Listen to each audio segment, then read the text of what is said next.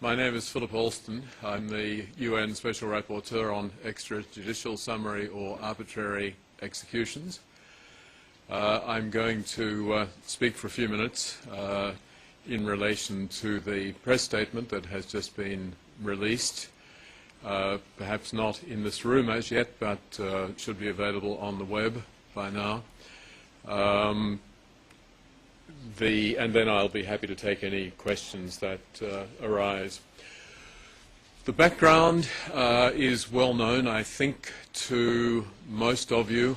There was a videotape that was broadcast by Channel 4 in the United Kingdom in late August, which appeared to show the cold-blooded execution of a number of Tamils who had been stripped naked, bound and blindfolded, and then shot in the head by semi-automatic weapons.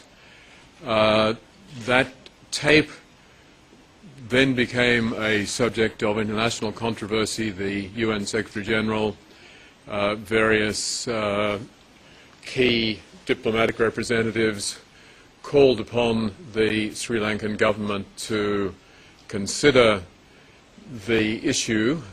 The government initially simply proclaimed that the videotape was obviously a fake. They pointed to earlier examples of propaganda efforts undertaken by the LTTE, and they dismissed it, insisting that they would undertake no further analysis unless convincing evidence was shown to them which would require further attention. Subsequently, they did in fact commission 4 experts to review the tape. Those 4 experts, all Sri Lankans, produced reports which were never made available in their entirety, but which were reported by the government at a major press conference and briefing for the diplomatic community in Colombo. All 4 of the opinions concluded without any qualification that the tape was a fake. I subsequently issued a statement saying that I was not able to conclude that those investigations had been independent or impartial. 2 of the experts were members of the Sri Lankan Armed Forces, the very group which was under scrutiny if the videotape was to be accurate, and the reports in general struck me as rather impressionistic rather than scientific in their approach. The government of Sri Lanka then informed the UN Human Rights Council that it would take no further action on the videotape. They proclaimed widely that it was a fake. They called upon me to both withdraw the allegation and to make an apology.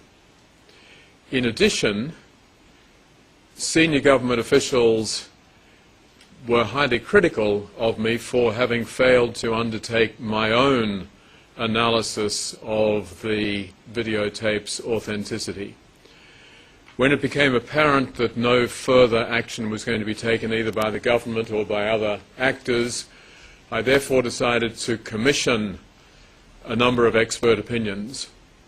I spoke widely to individuals within the broadly defined forensic community in this country, and I identified 3 individuals whose expertise is described in the background materials. They clearly are very highly qualified. I had never met any of them before. None of them has ever been to Sri Lanka or had anything to do with the conflict in Sri Lanka. Their expertise is unquestioned, so too, in my view, is their independence and impartiality. The 3 experts, one Dr.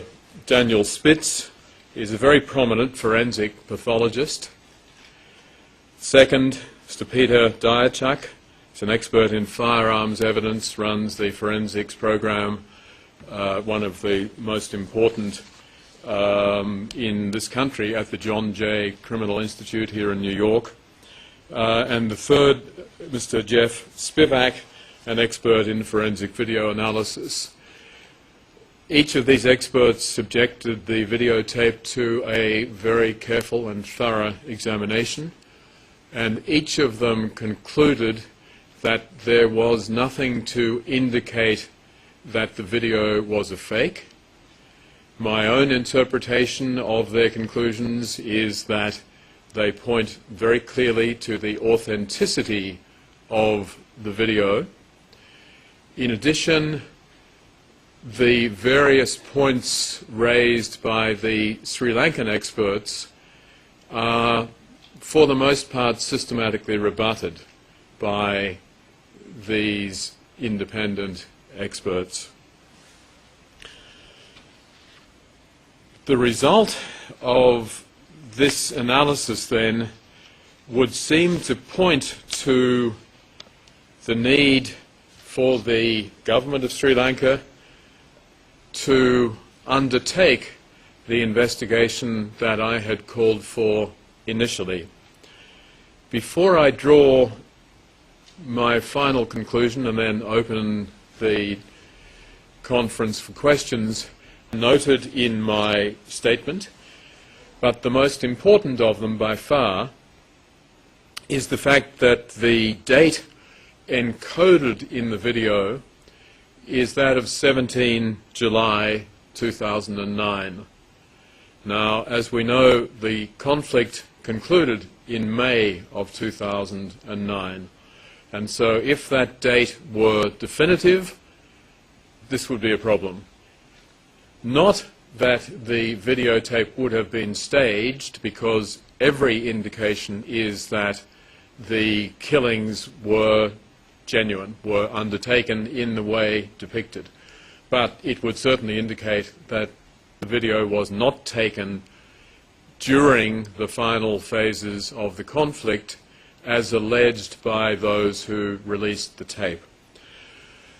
The experts simply responded to that by noting that one fixes the date on a mobile phone, which is the device on which this was almost certainly taken, oneself. And the Philips phone on which this was taken, as the analysis demonstrates, provides for whoever is using the phone to set the date. There is no reason why the date was necessarily going to be correct, and there are reasons why the individual taking it may have wanted to change the date so that the video could not be tracked back. Now, this is pure speculation on my part, but we would have to assume that the video was taken by a soldier, one of those who was a colleague of the other Sri Lankan soldiers who appear on the video, and that individual would presumably not want to be able to be identified, which would follow from having a precise date show up on the videotape. So there is a reason why the date might have been altered. But as I said, the conclusion clearly is that the videotape is authentic. I have therefore called upon the government of Sri Lanka to respond to these allegations, and the conclusion that I've reached is the following. In light of the persistent flow of other allegations of extrajudicial executions committed by both sides during the closing phases of the war against the LTTE, I call for an independent inquiry to be established to carry out an impartial investigation into war crimes and other grave violations of international humanitarian and human rights law allegedly committed in Sri Lanka.